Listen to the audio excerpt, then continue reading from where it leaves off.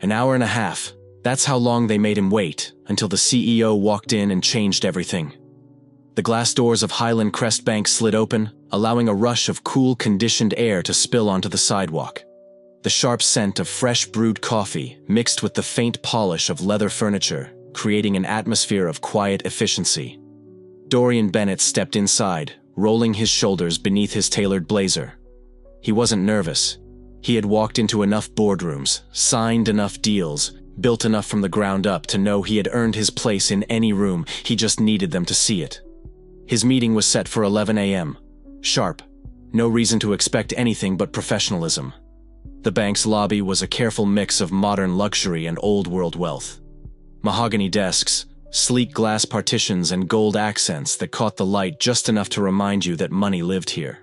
It was a place designed to impress the receptionist. A woman with a neatly pinned bun and an air of disinterest glanced up as he approached her. Nameplate, read Melissa. "Welcome to Highland Crest Bank," she said, her voice clipped and automatic. "Do you have an appointment, Dorian Bennett?" he said, placing his leather portfolio on the counter. "I have a meeting with Linda Kramer at 11. Melissa tapped at her keyboard, glancing at the screen. "You're on the schedule," she said, her voice still neutral. "You can have a seat. She'll be with you soon." Dorian nodded, stepping back toward the seating area. He chose a chair near the floor-to-ceiling windows, where sunlight slanted across the polished floors. In crisp lines, a group of sharply dressed professionals stood near the telephones, chatting about market shifts and investment opportunities. The kind of casual conversation you heard when people were comfortable when they belonged. His fingers drummed lightly against his briefcase. 10 a.m. He was early. He always was. The minutes ticked by. 11:05, 11:15. At first he let it go. Banks weren't immune to delays. But after 20 minutes, he started watching the flow of people more closely. A man in a gray suit, maybe early 30s, checked in with Melissa less than 5 minutes later. A young banker appeared and ushered him past the frosted glass doors, leading to the executive offices. Then a woman in a cream-colored blazer arrived, no appointment from what Dorian could tell. Just a casual, friendly conversation with Melissa, before she was also LED. Inside, his name was still uncalled. He checked his watch again. 11:30 a.m. Something was off. Dorian's fingers tapped lightly against his briefcase as he watched people come and go. Some entered with the confidence of knowing they belonged. Easy. Smiles, familiar nods, handshakes exchanged with the staff. Others, like him, sat patiently waiting for their turn. The difference: they were being called. He wasn't. He had been here for 35 minutes. His appointment had been scheduled. He had confirmed it twice. And yet he was still sitting in the same chair while at least 6 other people had walked in after him and disappeared through the frosted glass doors leading to the executive offices. Still, he stayed composed. He had dealt with this kind of thing before. Subtle, unspoken barriers. The kind people could easily deny. "Oh, we didn't mean to keep you waiting. It must have been a scheduling mix-up. So sorry about that, you know how busy we get." Excuses wrapped in politeness.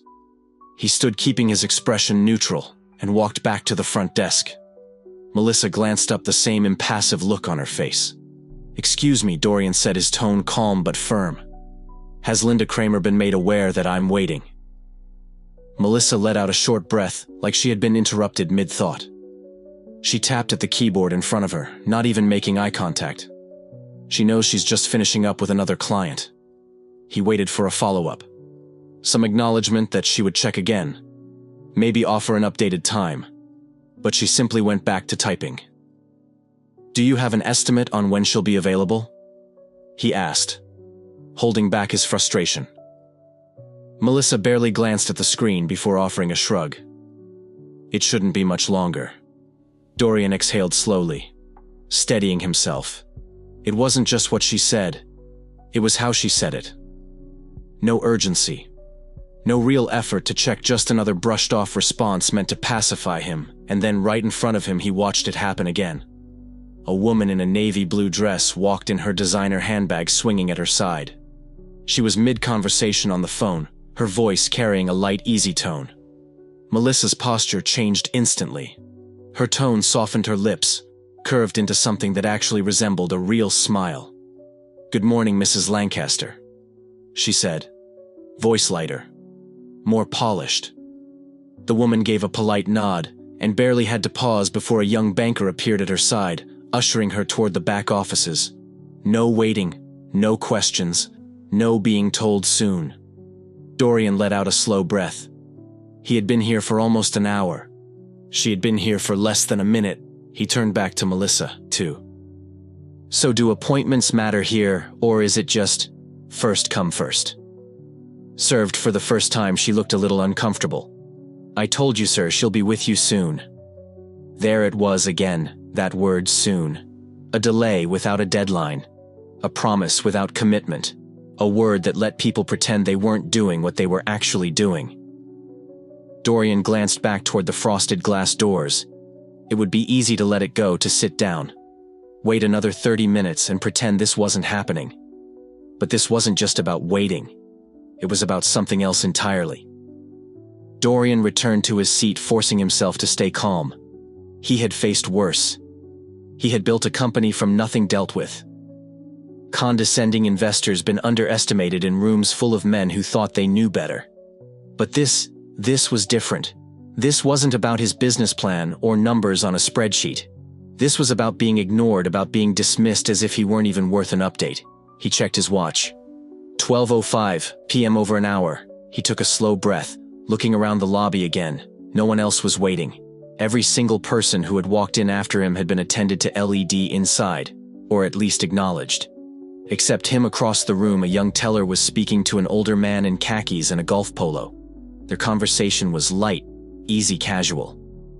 Dorian tilted his head, listening. Yeah, I told her to just walk in, the older man said with a chuckle. She doesn't even need an appointment, you know how it is.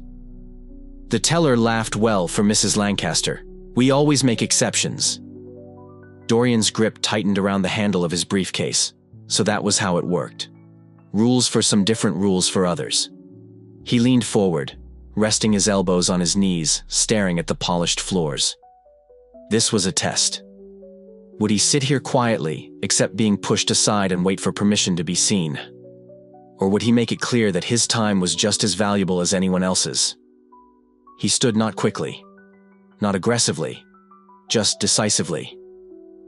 He walked past the front desk, past Melissa's blank expression, and headed straight for the frosted glass doors. Sir, Melissa started, but he didn't stop. He pushed open the door inside a hallway stretched out in front of him, lined with private offices. Some doors were open, others closed, but one thing was immediately clear. Linda Kramer was not in a meeting. She was sitting at her desk, typing on her laptop alone.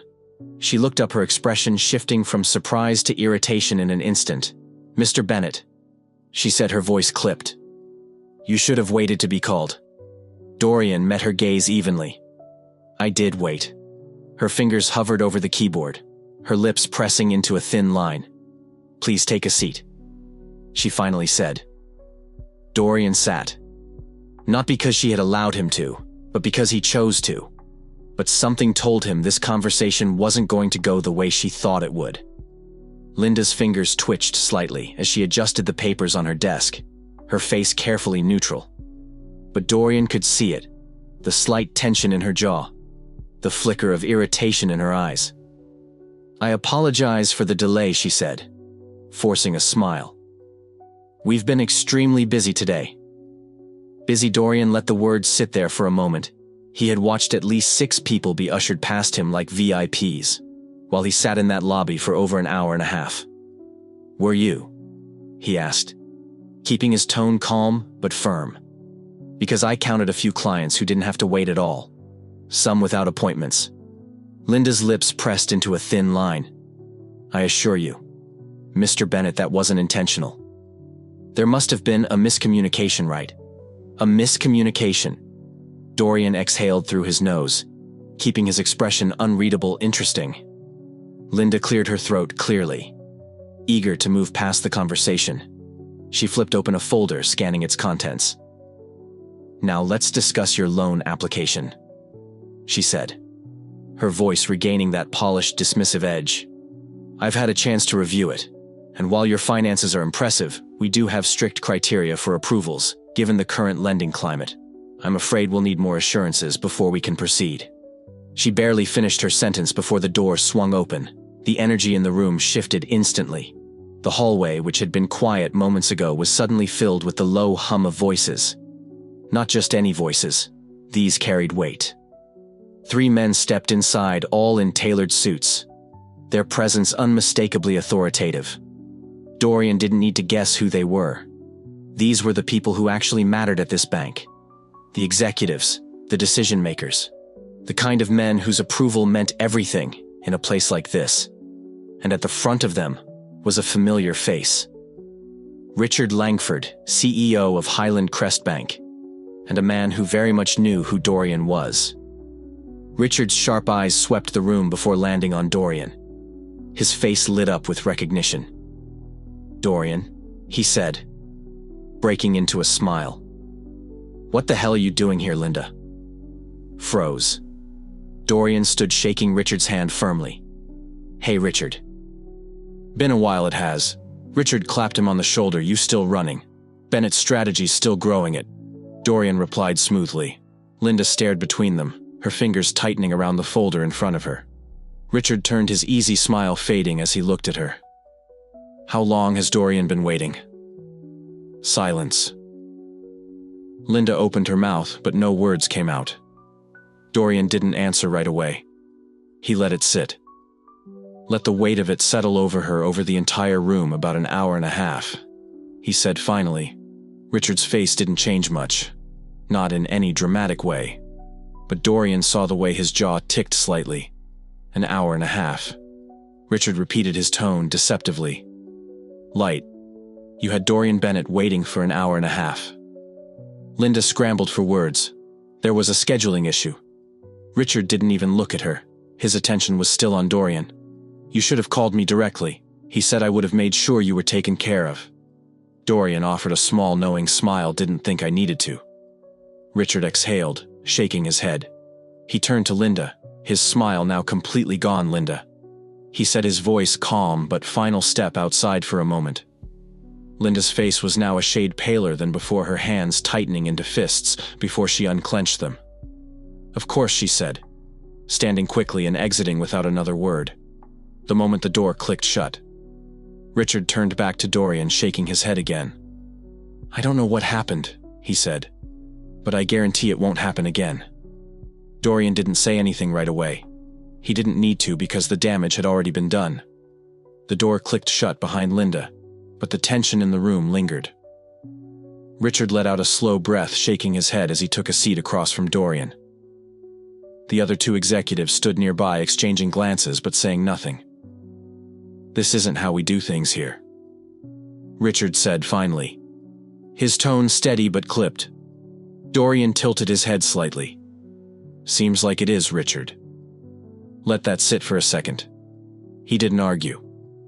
He didn't try to make excuses, because men like him, men who sat at the top, knew when something had gone wrong, and right now, he was calculating exactly how big of a problem this was.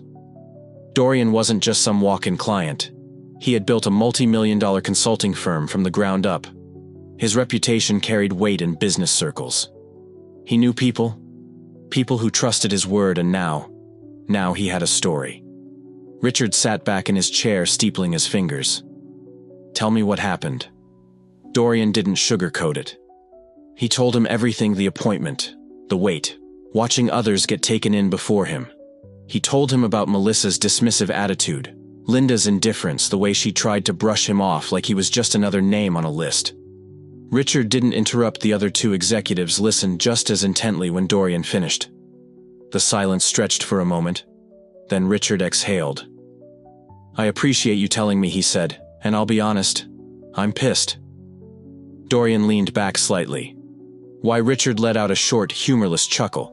"Because this is the kind of thing that wrecks reputations. We've worked too damn hard to build this institution's credibility. And now I have to clean up a mess I didn't even know existed." He turned to one of the executives. "Make sure Linda is off the floor immediately. We'll have a conversation later." The man nodded and stepped out without another word. Richard turned back to Dorian. "That loan application you submitted, I assume it was solid." Dorian tapped his briefcase. See for yourself. Richard took the folder and flipped through it. He barely made it through the first few pages before shaking his head.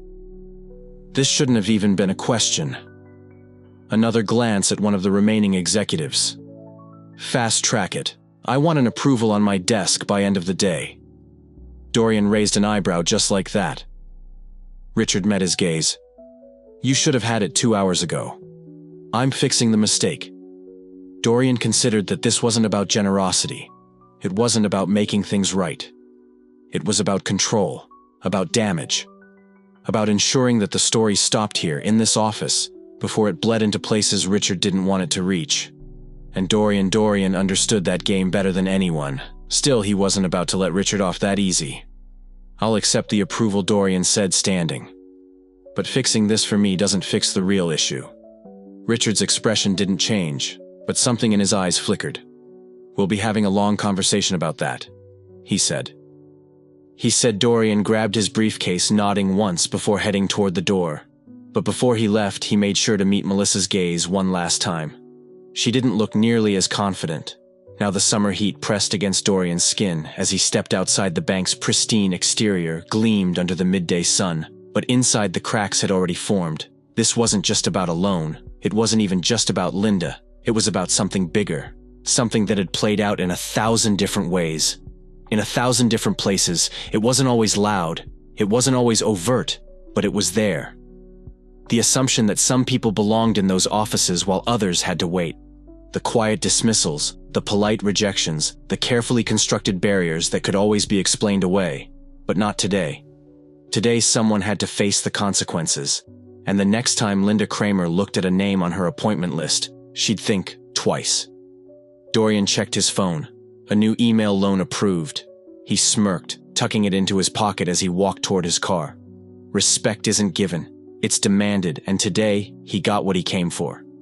If you've ever been in a situation like this, if you've ever been made to feel like your time, your presence, your business wasn't valued, speak up. Don't wait for permission. Take your seat at the table. And if they try to keep you waiting, make sure they remember why that was a mistake.